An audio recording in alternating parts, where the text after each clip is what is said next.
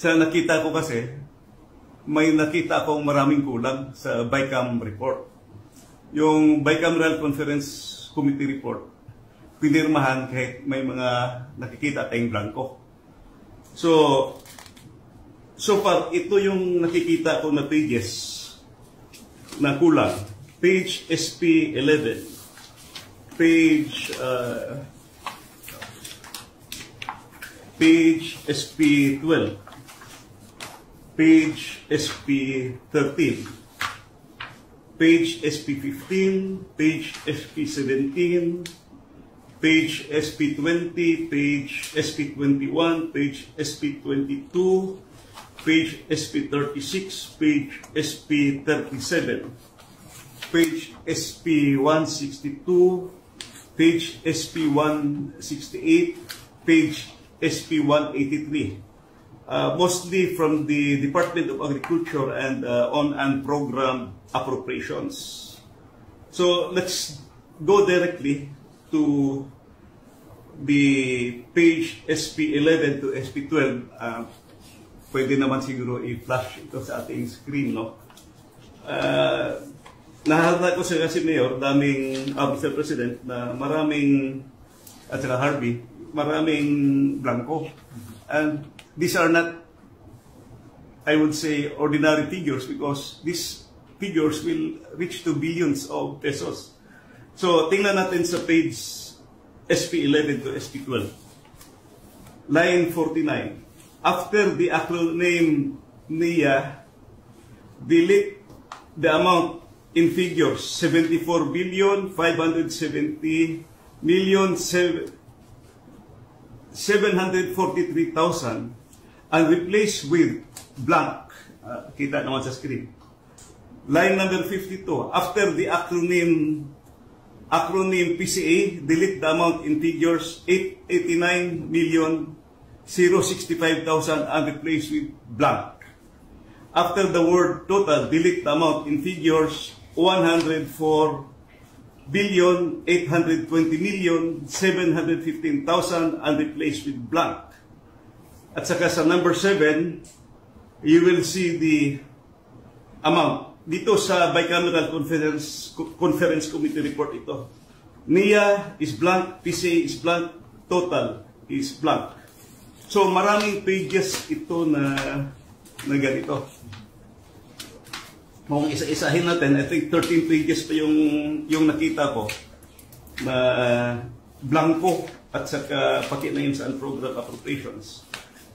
At saka may nakita din akong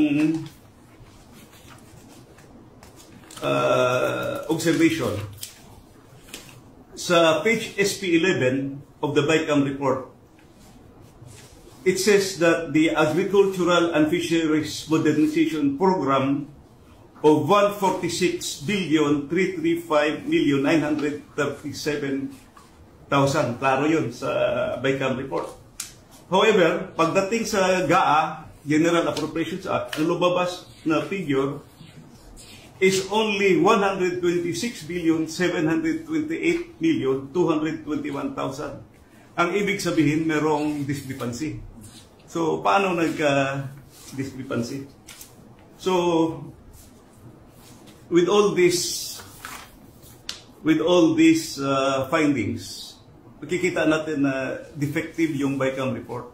At bakit pinirmahan ng members? So, the House and the Senate ratified defective BICAM report. In other words, apektado yung ating GAA because BICAM report was defective. What was ratified by both houses are defective. Ang daming kulang na blanco. That can be shown in the BICAM report at pirmado. So, yun ang aking nakikita na findings. Thank you, Congressman Sid. Just before we get the input, the insights of President Duterte, just to refresh the timeline, this bicameral report was signed and ratified last December 11. Yes, December 11, ang final meeting nila ng Bicameral Conference Committee report at pinirmahan ng members. And on the same day, December 11, the 222 pages bicameral conference committee report was ratified by the Senate and the House. So both houses ratified it, and the enrolled bill was signed by the President December 30, 2024. Right. Correct me if I'm wrong, no? Especially for those Filipinos na, to put this na maintindihan nila, simply sir, kumbaga, there's this document, this BICAM report, na pinirmahan na may mga blanco pa na items. Yes, makikita ito, nandito sa, ito yung copy ng, total copy ng bicameral conference committee report. Nandito yung 222 pages, may mga vacant pages. I really don't know kung paano lumabas na may figure na pagdating sa GAA. Okay. Thank you po. Mr. President, sir, what's your comment on this particular issue? It's concerned. Well, it falls short sa exacting standard ng ating batas na lalo na money appropriations must appear the true and correct value kung anong gusto mong, what would be the application for the money for, public money. Pagka ganon, there's something terribly wrong. And as a matter of fact, I would say, kung may mga blanco yan lumusot, that is not a valid legislation. Kung nasa batas na yan, lumabas na yan ng blanco-blanco, either it could be filled up before or after sa Congress, pagka ganon, what must be submitted is the true and correct figure coming out as prepared by the budget submitted to Congress for appropriation. Pagka putol-putol yan o may kulang, that is not a valid budget for implementation as law. It's not only inaccurate, but I think the budget is in totality invalid. Hindi na pwede mag-blanco-blanco dyan sa pera ng tao. Ano ka man? It's people's money. Maglagay ka ng mga mga provisions, but without the true and correct items or money that would be appropriated by Congress, by the people owning the money. So everything must be explained clear, patent, without doubt na itong pera na ito para ito sa ganito. Itong para na ito para sa eskwelahan, ito para sa agriculture. But you do not leave any item there vacant. Itong pera na ito blanco to be filled up later on. That is not allowed by law. And that budget is already I would like to remind Congress, mali ho yan. It's invalid. Please correct it. Or recall the budget and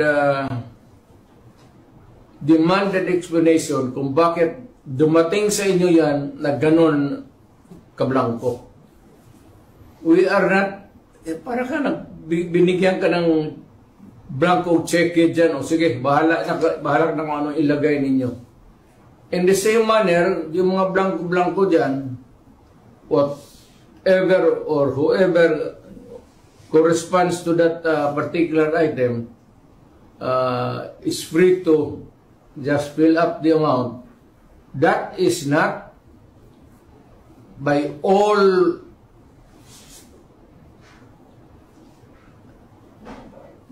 commandments of the law, that cannot be valid, invalid, unenforceable.